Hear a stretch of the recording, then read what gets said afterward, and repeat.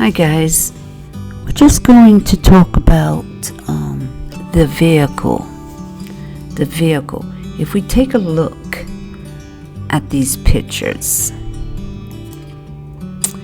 and we'll talk about the one picture that has shadows in it. Well, as you can see, there is shadows of the car seat, and of course a shadow of a man taking a photo. And this is how the doors open. So imagine that Chris took his wife's body and just put it in the truck, just as you see it.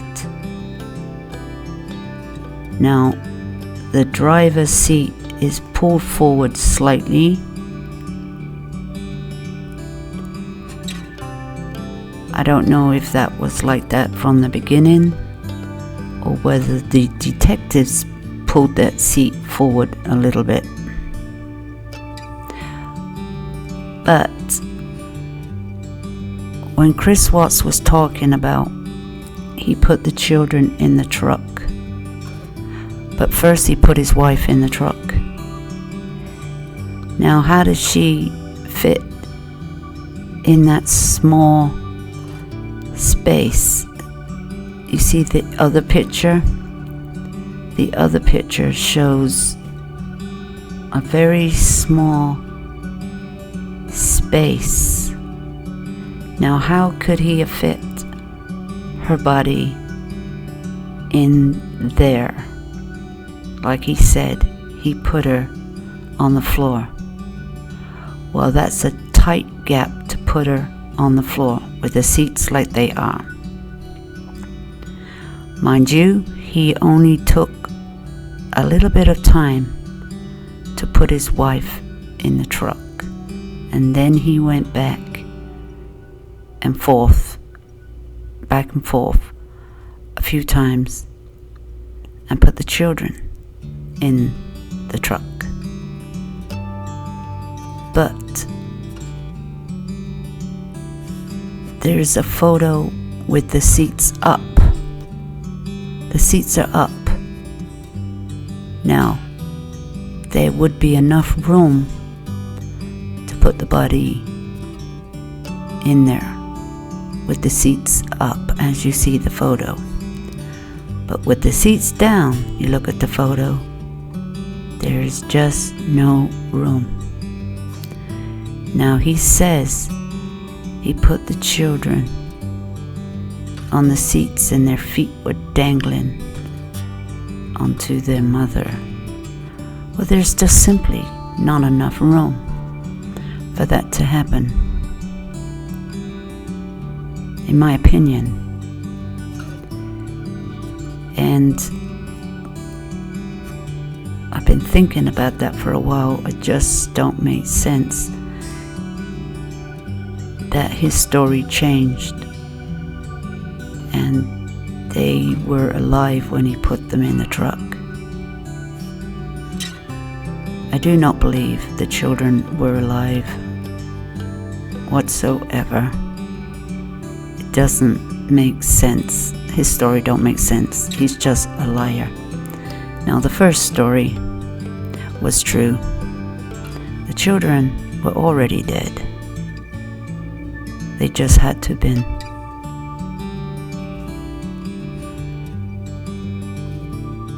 Because there's simply not enough room. And he didn't spend a lot of time putting the body in the vehicle with the seats down and not enough space to cram her body. And she's pretty heavy as well, a dead weight. You weigh more when you're dead. It seems like it, because you're a dead weight. So that little gap there she's not going to fit in it. She's pregnant. And she's a dead weight. Now with the seats up, it makes more sense. He could put her in there. But with the seats down, there's just not enough room. Now he says he put the children in their on the seats and put their seat belts around them. Maybe he did, maybe he didn't. But seats around them, seat belts. No. He put the children and piled them all in there and put them on top. And maybe their feet were dangling on them because, he laid them on top of her. He just simply didn't have enough time to murder these children at the service site. Now he says he took the mother out, put her to the side, took her out the truck, and then put her where he buried her. But okay, to say he took her, he didn't bury her right away, because he would have had to been over there for quite a while doing that, and the children are just gonna sit there? No. Takes her over there, and then he says he strangled the children one by one. First of all, he strangles one, and then takes her to the tank, and then he has to open the tank, and then he has to push her in the tank, and then he has to close the lid and blah blah blah. Then he comes back down, and then he strangles the other one. This is all taking time, a lot of time. And then he has to go to the other tank, open it up, put her in, close the tank, come back down, and finish burying Shanann. That took a long time. That took extremely long time. And he didn't have that much time, because the guys were coming to the tank. And in the meanwhile, he was on the phone, or he was texting. He was doing all that too. So, he says he strangled them in the vehicle. How could he have known they were dead for sure? Because they never asked that question. Did you take their pulse? Were they just passed out? Because he said they were dead. Well, did he make sure they were? Because my God, they wasn't even cold. They were still warm when they went in there. No. There's a lot of stuff he left out. And they didn't ask him those details. They didn't ask him them details. And another thing, it didn't go to trial, so a lot of stuff never got asked because it didn't need to be asked. And it didn't need to be investigated that much because they hadn't gone that far, because he took the plea deal too fast. So, little things. He just changed his story to make it, just to make it worse than it was in the first place. It was bad enough.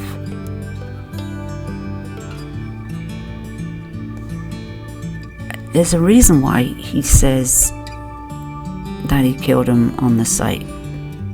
There's a reason.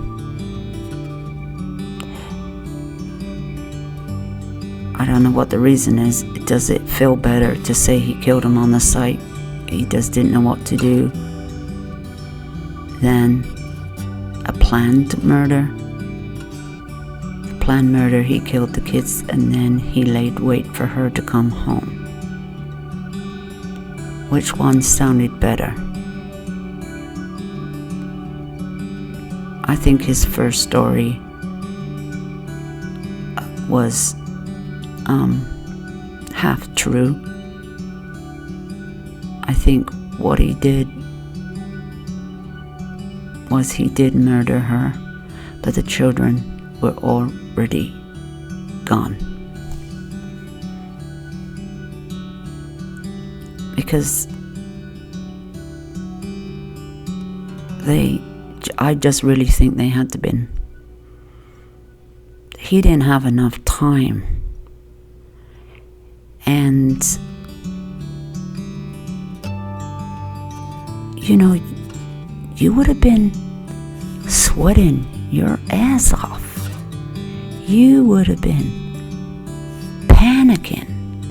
You would have been sweating if you were killing your children and dumping them in the tank at the same time and digging a hole. You didn't have enough time. So he was just riding around with 3 bodies in his vehicle to his job site.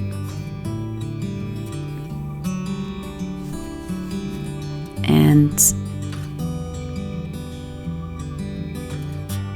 I just think that the children were already gone. Because number one, you know, we go back to that picture of the children, well, not the children, but a doll on the couch that looked like a child. And then he sent that to her. She didn't know what to make of it. But the truth is, it says what's going to happen. This is how you're going to find them. When you get home. Yeah, when she gets home from Arizona.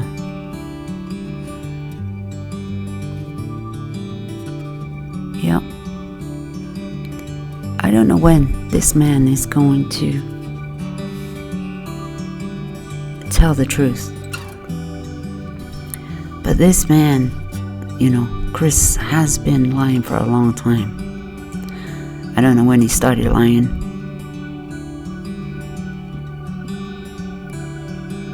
But you tell one lie, nobody's gonna believe what the hell you're saying with the next lie. Now we don't know what the truth is. But if you just take a look at the picture that I've put up of the vehicles, and you tell me, could she fit in that little gap? Could she? And the children? No. I remember he wasn't spending much time in this truck when he was loading the bodies up. I mean, I wish we just had more video. That video was running all the time and not a motion video. You know, if that was running all the time, he would have just got caught red-handed. Let's talk about those silly shadows. I mean, yes, they're shadows. They move around, and if you keep looking, you'll see something. It's like looking into a bush, you'll start seeing figures. Looking up to the sky, you'll see, you know, the clouds, and they change, and you'll see all these shapes. Well, that's what the night light does in the morning with the shadows. Moving back and forth, and the leaves are moving, and they're flickering. and you've got a video that is taken motional, takes motion pictures, you know, you have to be moving for it to start videoing. Now, if anybody's going to get any video put outside a camera of your house, don't get one like that neighbor had. That's for sure. Get one that works properly. But anyway, I just thought I'd put these pictures up because of the vehicle, because his story don't make sense. Now, leave your comments below and tell me what you think and what you really think happened. Let's have a little discussion on this truck with the car seats. And thank you for stopping by, and don't forget to sub and like my channel and press the notification bell so you can be notified when I put more videos up. See you in the comments.